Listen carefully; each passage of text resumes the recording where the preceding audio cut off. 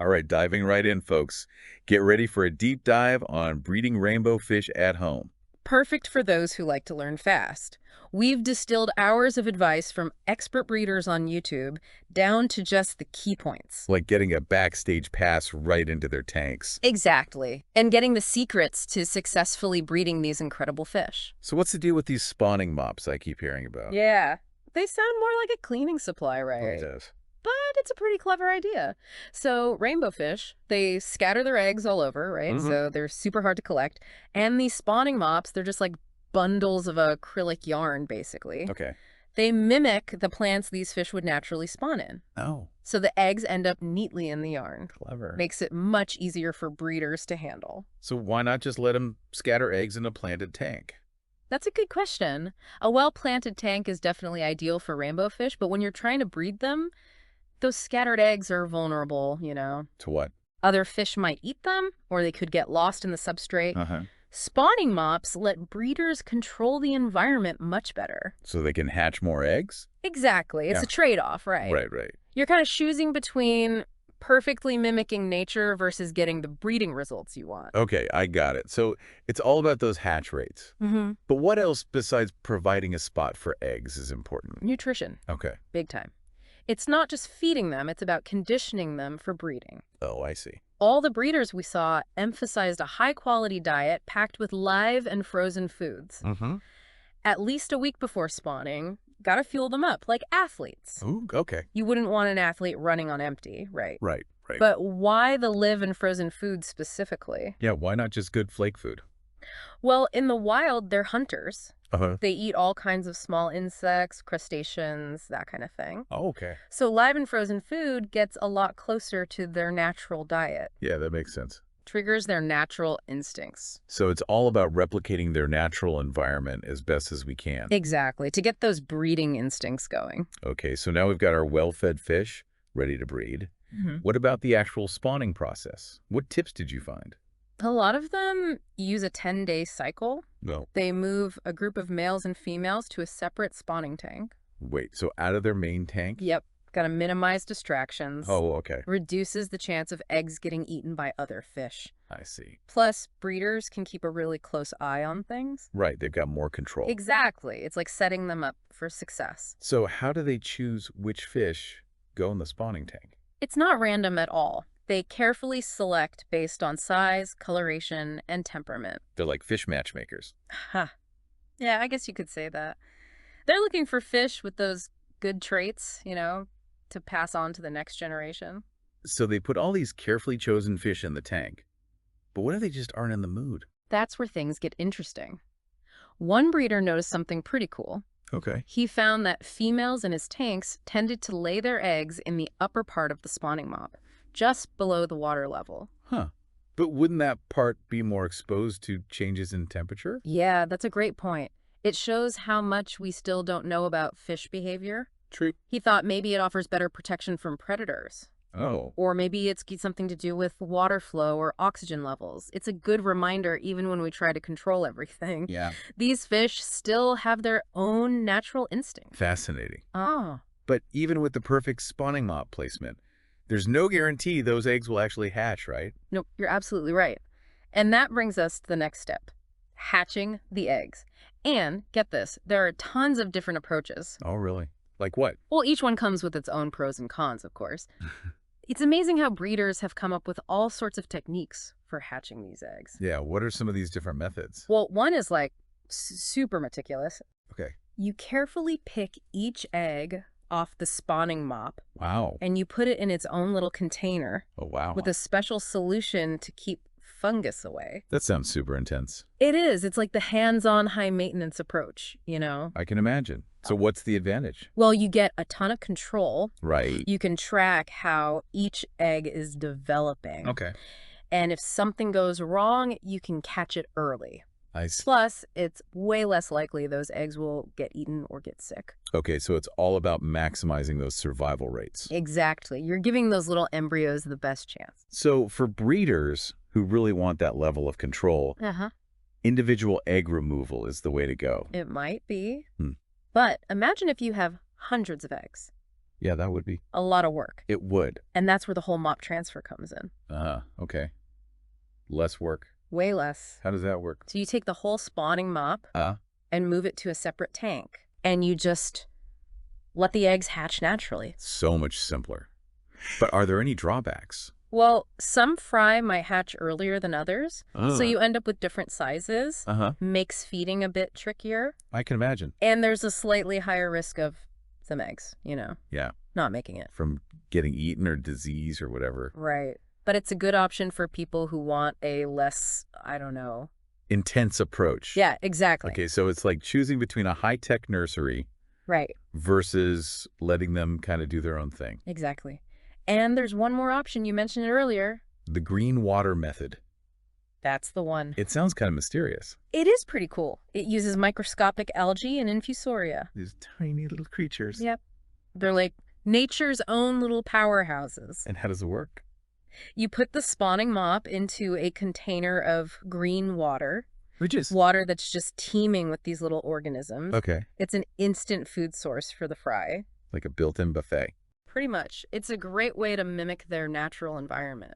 But how do you even maintain this green water? It's a bit of a balancing act. Yeah. You got to manage the light, the nutrients, the water quality. To make sure those little organisms thrive. Exactly. So it's a bit more involved than the other methods, for sure. So you have a lot of choices when it comes to hatching. You do. And it all comes down to your priorities, right? It does. How much time you have, how much control you want, right. Whether you want to be a micromanager or more laid back. It's fascinating. But no matter how you hatch those eggs, right, the real work begins when they actually hatch, right? Oh, yeah. That's when things get really interesting. Because now you've got all these tiny mouths to feed. That's the big one. So what did the breeders recommend? They really stressed matching the food size to the fry's development. Okay, that makes sense.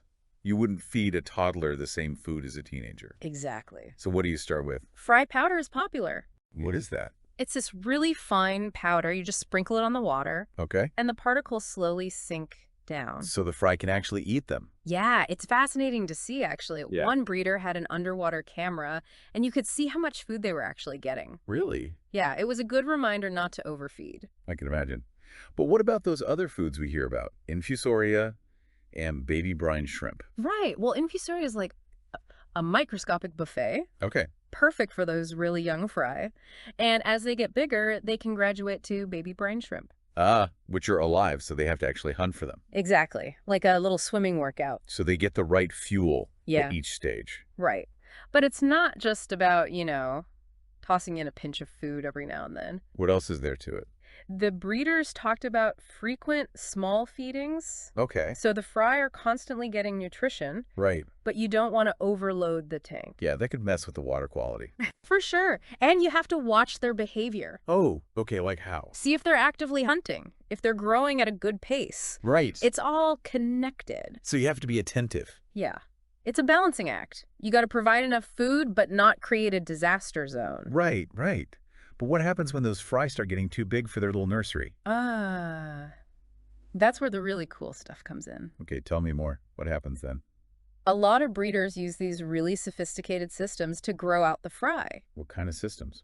Well, imagine a row of tanks, all connected. Oh, wow. Each tank is a bit bigger than the one before it. Like a fish apartment complex. Exactly. The fry get upgraded as they grow. That's incredible. But how does it all work? How does the water flow between tanks? It's a continuous filtration system. Oh. Pipes connect each tank, and the water is constantly being cleaned and refreshed. So it's like a mini aquatic city designed for fish. Pretty much. And it's not just about size. It's about creating the right environment for those fish to develop. So why do all this?